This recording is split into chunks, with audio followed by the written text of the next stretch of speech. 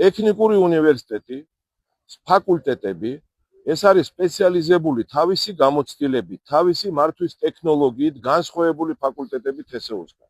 ამ შემთხვევაში გაერთიანება სინამდვილეში არ ატარებს არავითარი ცოდნის ამაღლების ფუნქციას. ცოდნის ამაღლება ხდება მხოლოდ მაშინ, როცა სტუდენტები ერთვებიან პარალელურად რეალურ სამეცნიერო კვლევით სამუშაოებში და სამეცნიერო კვლევით ინსტიტუტების განვითარებას ეს ხელისუფლება არ ეწევა.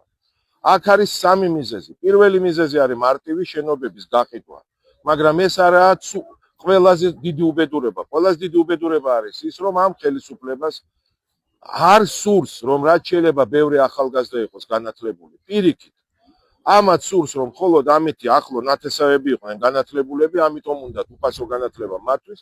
დანარჩენი სტუდენტები უნდათ გაუნათლებელი, ნარკომანები, რატო? რომ დიდი ხანი იყვნენ ხელისუფლებაში. სხვა არავითარი მიზეზები აქ არ არის.